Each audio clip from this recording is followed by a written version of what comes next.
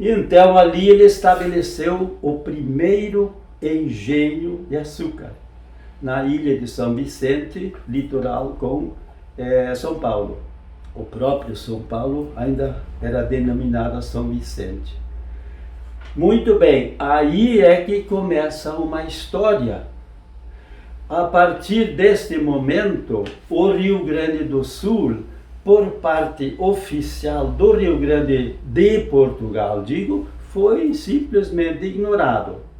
O rei de Portugal não fez nada, mesmo depois da vinda de Vasco da Gama, 1549, que começou então a ocupar ou colonizar o Brasil, não chegou aqui porque aqui não era Portugal, aqui era Espanha. E Espanha estava ocupada em colonizar a América Central, 1535 para o Peru, Francisco Pizarro, não tinha como entrar aqui ainda.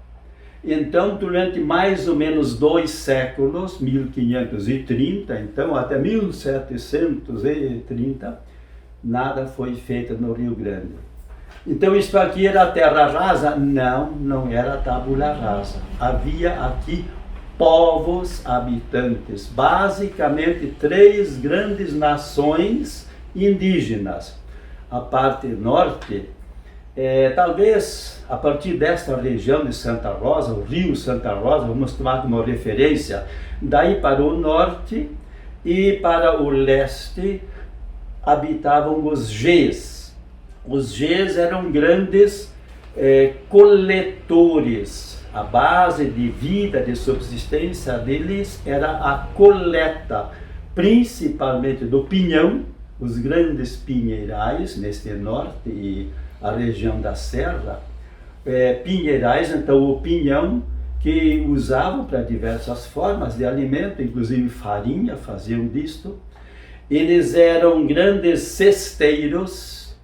As cestas, veja, hoje nós temos aqui grupos, porque os Gês é a grande nação, mas se dividem em grupos menores, um deles os coroados, que são os que nós vemos hoje por aqui, caingangues, também outros grupos, e eles se dedicavam muito a este trabalho artesanal dos cestos.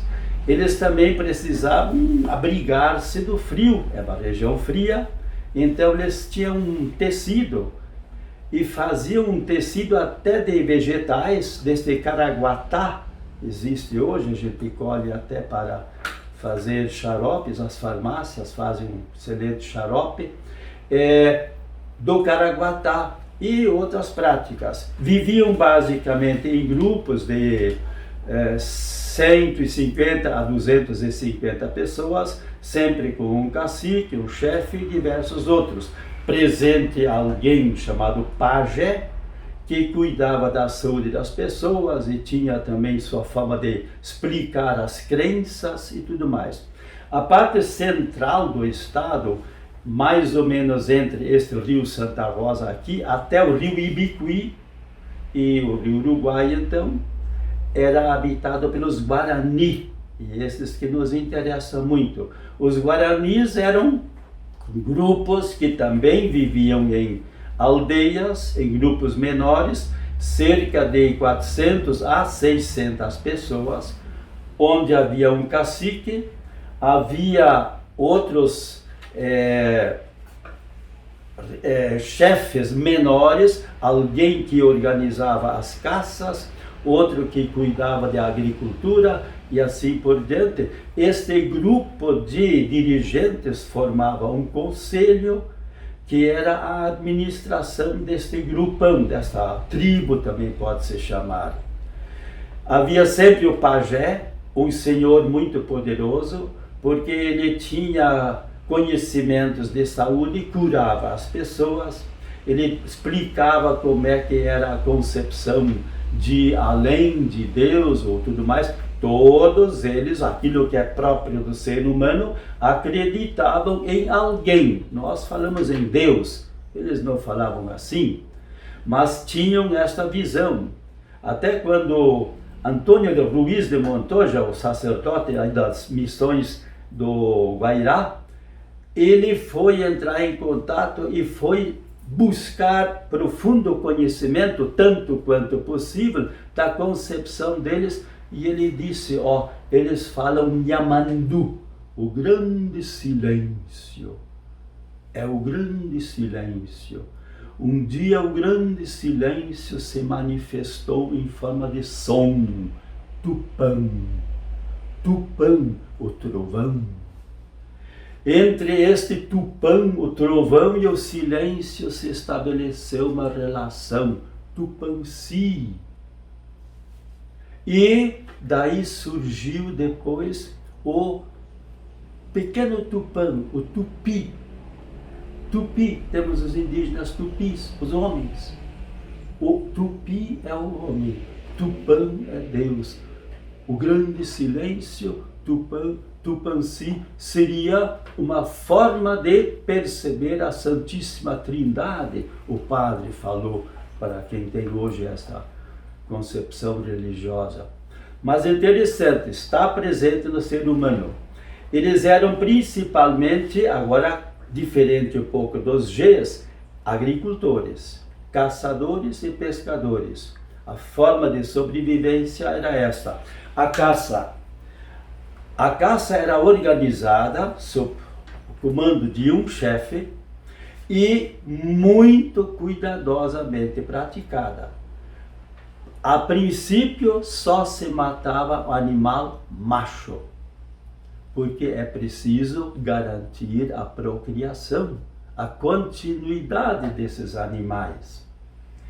A pesca era praticada e era praticada a agricultura. O Guarani tinha uma agricultura bastante avançada, considerando a circunstância do tempo e deles. Por exemplo, o milho que estava conhecido na América toda, o México lá, o país, né? O Peru, os grandes cultivadores, os incas, né? Do milho. Aqui também era conhecido o milho, era cultivado, a mandioca, a batata doce, a abóbora, outros cultivares, e cultivavam a erva mate. A erva mate era colhida, coletada, guardada em fardos, e foi o primeiro elemento de troca, depois a erva mate, por outras mercadorias que aos poucos foram precisando. Os espanhóis depois vinham do Paraguai para cá e até escravizavam, como os bandeirantes, os indígenas e faziam-nos carregar fardos e fardos de erva mate para Assunção do Paraguai. E exigiam, tinha que carregar, cada índio carregar igual ao seu peso. Se ele pesava 60 quilos, tinha que carregar 4 arrobas, 4 vezes 15. Então, esta foi a forma. No entanto, para o sul, mais havia os pampianos. Pampianos, também depois chamados Tape. Tape em si é a região, ou mais especificamente o caminho. O Guarani usava a expressão Tape para o caminho para a roça, porque eles faziam as suas lavouras, os Guarani, em pequenas roças no meio do mato. A coivara era a derrubada do mato e a queimada, coivara, formavam a roça. Mas era uma roça que era cultivada, por exemplo, 1 ano ou 2, e daí era deixada e se cultivava outra, e depois outra, para que aquela primeira se recuperasse. Então tinha sempre uma em capoeira, e havia um caminho, um tape, que conduzia até lá. Hoje em Santa Rosa temos este belíssimo trabalho feito pela prefeitura e tal, o Tapiporã, esta trilha de caminhada no terreno que era da via férrea antigamente, Tapiporã, caminho bonito, vem lá do indígena do Guarani. Ao sul, mais a partir do rio Ibicuí, do Rio Grande do Sul para o sul, viviam os pampianos. Ali diversos grupos, também charruas e outros grupos, viviam mais na base de caça também, e no momento possível a criação de gado começou depois também por aí. 3 grupos. O fato é o seguinte, nada Portugal fazia oficialmente aqui, entre esses povos. Em São Paulo, surgiram imediatamente, depois de Martim Afonso de Souza, muitos engenhos de cana. Grandes empresários se uniam e formavam as empresas de cultivo do açúcar, da exportação do açúcar. Porém, um grande problema, mão de obra. Quem vai fazer lavouras de cana? Quem vai plantar cana, colher cana, limpar cana para fazer açúcar? Não havia mão de obra. Então, a escravização. Aí formaram firmas, empresas grandes, chamadas bandeiras, e estas bandeiras, a empresa era uma SA, vendiam ações, alguns proprietários vendiam ações, e estas empresas, com cerca de 100, 120 homens, saíam à caça do indígena para prendê-lo, escravizá-lo e levá-lo para São Vicente, vendê-lo como bois e como vacas para as lavouras da cana-de-açúcar. É famoso um governador do Paraguai, Césteres, Antônio Césteres. Entre Paraguai e entre Espanha e Portugal, no Tratado de Tordesilhas, já havia uma cláusula que proibia trilhas, caminhos do mar para o interior. O Césteres não respeitou isto e abriu uma trilha, mais ou menos de Foz do Iguaçu a São Vicente, São Paulo. E por aí ele vinha, porque ele tinha uma namorada no Rio de Janeiro, a tal de Ana não sei o que de Sá. E aí, num dado momento, o governador veio e casou com esta senhora Ana, que recebeu como dote diversos engenhos de cana. Então é interessante, o útil e o agradável, né? Ele casou e ela recebeu. Então o governador de Assunção do Paraguai tinha engenhos de cana em São Paulo. Aí era muito interessante este caminho aberto antes, porque por aí se entrava para buscar este índio.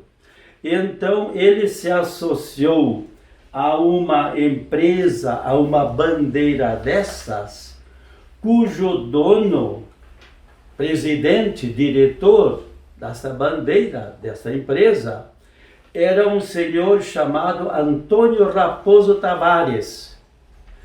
Ele era presidente da Câmara de São Paulo.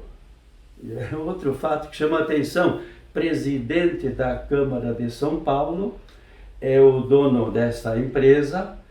O Césteres, governador de Assunção, entrou nesta sociedade, participou, e aí o Raposo Tavares, este presidente da Câmara, ele veio para as reduções jesuíticas, primeiro lá no Guaíra, e levar todos os indígenas que já sabiam trabalhar. Uma vez ele levou cerca de 20.000 a pé até São Paulo, para vendê-los aos outros donos do engenho e para o seu próprio engenho. Depois, este mesmo presidente da Câmara de São Paulo, o Raposo Tavares, veio para o Rio Grande do Sul. Aqui, depois vamos ver esses fatos mais de perto, assassinou o padre Cristóvão de Mendonça e levou de uma vez 6.000 indígenas para vendê-los lá. É a escravatura no Brasil. Dentro deste aspecto assim, isto caminhou em termos extraoficiais. Em 1500 e o que? Foi isto, 48, se não me engano, Em Portugal, Espanha e Portugal se uniram e tiveram um rei só. Aí ficou mais fácil porque a violação do Tratado de Tordesilhas agora não tinha, o tratado não tinha propriamente sentido porque era um reino só. Aí houve essas grandes invasões por parte extraoficial, por parte dos bandeirantes. Foi algo horroroso que aconteceu. Quando depois novamente houve a separação dos dois países na Europa, aí então Portugal começou a assumir e em 1736 oficialmente vieram os primeiros militares de Santa Catarina para o Rio Grande do Sul, entrando pelo canal de Rio Grande e chegando até onde hoje é a cidade de Rio Grande, que dá acesso depois à Lagoa dos Patos e daí para o interior. Aí sim começa a ocupação oficial por parte de Portugal desta área do Rio Grande do Sul, ainda violando o Tratado de Tordesilhas, porque houve a invasão do Rio Grande do Sul, oficialmente. Antes ela ocorreu, mas eram empresas que faziam, oficialmente não valia. Porque o Tratado de Tordesilhas, ele seguiu válido até 1494 foi assinado, foi até 1750, quando foi substituído pelo Tratado de Madrid. No próximo vídeo, vamos falar dessa próxima história, que são as reduções jesuíticas.